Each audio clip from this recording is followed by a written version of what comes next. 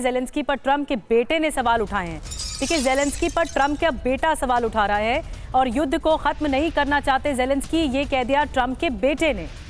अब रूस यूक्रेन जंग से अलग हो सकते हैं ट्रंप। यूक्रेन को सैन्य मदद देना बंद कर देगा यूएस। यूरोप को भी हथियार सप्लाई बंद कर देंगे।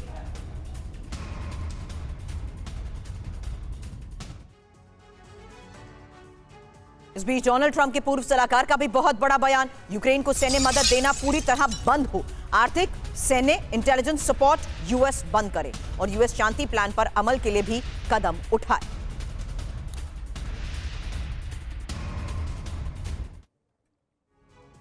और आपको बता दें कि यूक्रेन पर ट्रंप का action, no arms no intelligence. Donald Trump junior ने क्या कुछ कहा है, उनके बेटे ने क्या कुछ कहा है। युद्ध को खत्म नहीं करना चाहते जेलेंस्की, ये उन्होंने साफ इशारा किया। रूस यूक्रेन जंग से अलग हो सकते हैं ट्रंप और यूक्रेन को सैन्य मदद देना बंद कर देगा यूएस।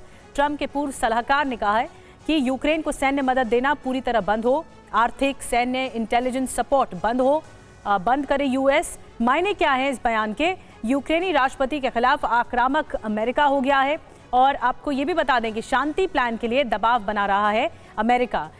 तो चतुर्वेदी सर, अगर शांति प्लान के लिए दबाव अमेरिका बना रहा है और दाल गल नहीं रही है, तो इसीलिए अब बेटे की तरफ से कहा जा रहा है कि जेलेंस्की जो है वो तानाशाही कर रहे हैं। और अमेरिका अब तक तो सपोर्ट करता रहा है 2022 से जब युद्ध शुरू हुआ था। उसके बाद पीस प्लान भी कुछ इसी तरह से है कि सपोर्ट करता रहेगा। तो कहाँ खड़ा होता है इस वक्त? नेटो में भी जाने की इच्छा यूक्रेन की ठंडे बस्ते में चली गई, तो यूक्रेन कहाँ है, अमेरिका कहाँ है? निधि बिल्कुल सही कहा, ये सब पार्ट ऑफ प्रेशर टैक्टिक्स हैं। रशिया अपने लड़के मतलब ट्रंप साहब अपने लड़के के थ्रू कुछ स्टेटमेंट दिलवा रहे हैं, अपने सलाहकारों के थ्रू कर रहे हैं, लेकिन ऑफिशियली कुछ नहीं आ रहा। These are part of the pressure tactics on Ukraine के ऊपर, कि वो जेलेंस्की के ऊपर, कि किस तरह से वो उनके पीस प्लान को माने। यूरोप का जो बेसिक मुद्दा है वो खुद अपनी सुरक्षा के लिए चिंतित है और चाहता है कि यूक्रेन लड़ाई लड़ता रहे जिससे कि रूस इंगेज रहे। और ये चीज़ जो है, ये सब ओवरऑल अपनी अपनी सुरक्षा, अपने अपने इंटरेस्ट को लोग देख रहे हैं। जेलेंस्की को कोई नहीं देख रहा, ना यूक्रेन को देख रहा, ना वहाँ के लोगों को देख रहा।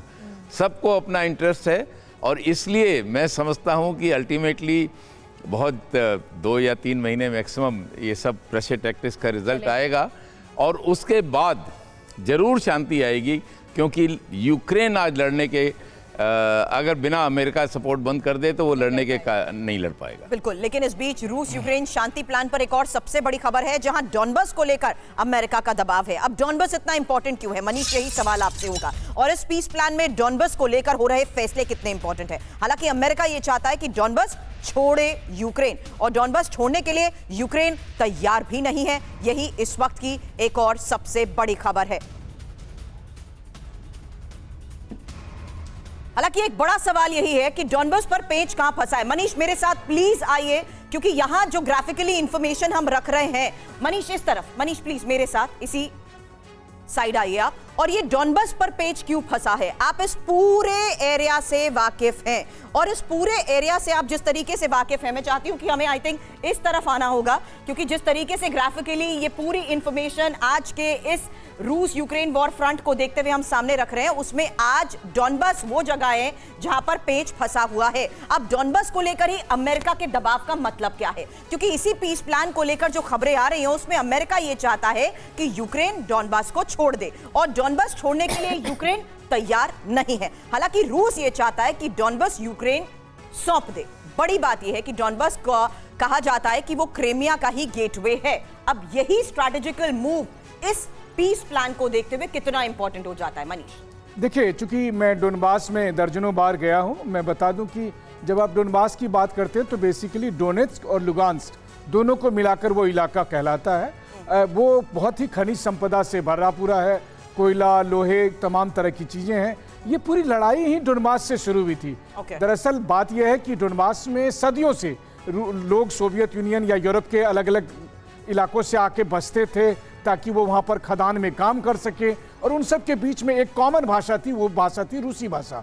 लेकिन जब यूक्रेन की आंतरिक राजनीति में केवल यूक्रेनियन वर्सेस रूसी भाषा की लड़ाई शुरू हुई, तो 2014 से 2022 का पीरियड था जब वहाँ पर काफ़ी विद्रोह हुआ यूक्रेन के खिलाफ ही। आज वो पूरा हिस्सा रूस के कब्जे में है, डोनेट्स्क भी, लुहांस्क भी, और यानी कि पूरा डोनबास आज की तारीख में रूस के कब्जे में। तो क्रीमिया, डोनबास, खेरसॉन और जेपोरेजिया ये अभी रूस के कंट्रोल में है। रूस इसे छोड़ेगा नहीं और यूक्रेन इसको छोड़ने को तैयार नहीं है, तो फिर बात बनेगी कैसे? कुल मिलाकर यह है कि ट्रंप के पीस प्लान को यूक्रेन और यूरोप मिलकर फुटबॉल की तरह खेल रहे हैं। आइए मनीष, क्योंकि एक बात साफ हो गई कि एक तरफ जहां पीस प्लान नामंजूर को लेकर खबर आ रही है, वहीं दूसरी खबर आई कि किस तरीके से यूक्रेन नया पीस प्लान लाने की बात कर रहा है। वहीं तीसरी सबसे इंपॉर्टेंट बात है कि आज के इस हालात में कंडीशंस को लेकर किसी तरह की कोई रजामंदी बनती नजर नहीं आ रही है।